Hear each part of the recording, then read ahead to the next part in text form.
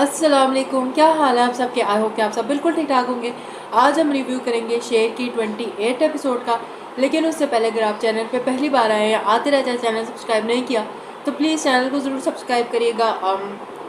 शेर के अलावा मेरे चैनल पे तमाशा की भी वीडियोस आ रही हैं तो उसको भी ज़रूर देखा करें। खैर, एपिसोड स्टार्ट होती है तो फजर से पूछे बगैर ही निकाह की शेर लोग तैयारियां करके बैठे हुए। भाई, जिससे निकाह करना है उससे तो पूछ लो।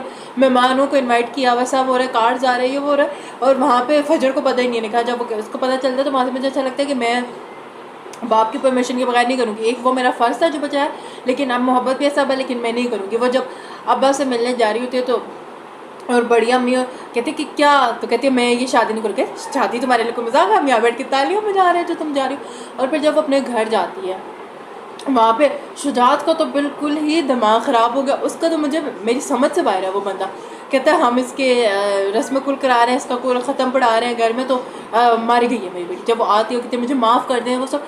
और वहाँ पे अच्छा मुझे था कि जो काका साहब हैं वो कुछ रिएक्शन लेंगे, जिस तरह पिछले एपिसोड में दिखाते हैं कि उनको सारे ख्यालात वगैरह बढ़ते, तो मुझे था कि काका साहब जो होंगे वो यहाँ पे कोई स्टैंड लेंगे फजर के लिए, बट नहीं जी।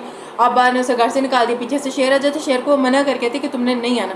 आता है तो वो जब जा रही होती है और वो दरवाजे के बाहर खड़ी होकर जब वो कर रही थी, इतनी ज़बरदस्त परफॉर्मेंस दे रही थी कि प्लीज़ दरवाज़ा खोले, दरवाज़ा खोले, और वो दुआ पढ़ देता है। मुझे तो शुजात पे हो रहा था कि भाई किस तरह का बाप दिखाया गया।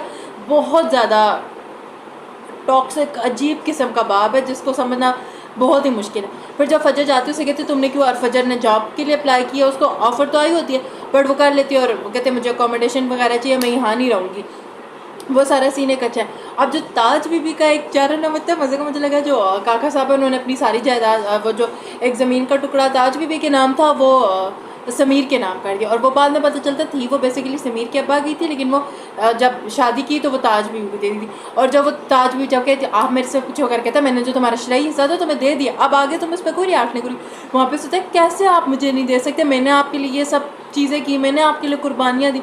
और फिर जब वो दवाई के लिए बुलाता है कि दवा, तो जब वो मेड को कहती नहीं नहीं मैंने वापस ताज भी कहता मज़े का अपने आप से चलता, अब मैंने याद आ गई दवाई के लिए, अच्छा मैंने जाऊँगी, फिर रहा नहीं जाता, फिर कहती है अच्छा मैं चली जाती हूँ। वो सीन मुझे मज़े का लगा। और फिर जब जाती है समीर ही दवाइयाँ देते तो जब काका साहब उसे रोक देता है कि नहीं तुम नहीं आओगी, मुझे पता तुम्हें किस चीज़ की जलन है, जितना मैंने तुम्हें हिस्सा देना था दे दिया, अब तुम्हारा इस चीज़ पर कोई हक नहीं है।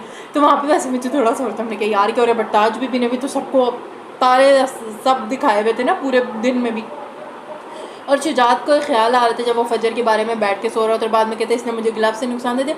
पता ऑनेस्टली शुजात के करेक्टर का कोई आर्क नहीं, शुजात को खुद नहीं पता वो करना क्या चाहता है, कर क्या रहा है, ऊपर नीचे फजूल का हुआ जा रहा है, उसमें कोई ऐसी चीज़ नहीं है।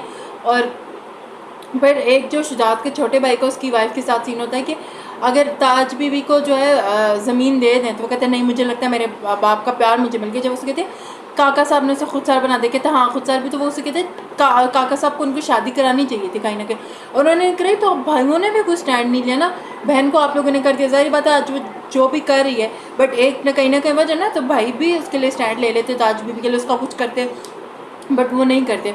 और फिर जब एक मज़े का सीन था जब फजर जाती है उसके जॉब के लिए, तो वो पीछे पीछे शेर होता है, जब उसके कहते तुम मेरे पीछे क्यों आए हो, कहता है मैं जितने मेरे दुश्मन है उतने ही तुम्हारे दुश्मन है। तो वो सारा मज़े का लग रहा है। उसको कहती है तुम मुझे चलने दो, मैं मेरे बाबा देखेंगे फिर अच्छा नहीं लगेगा।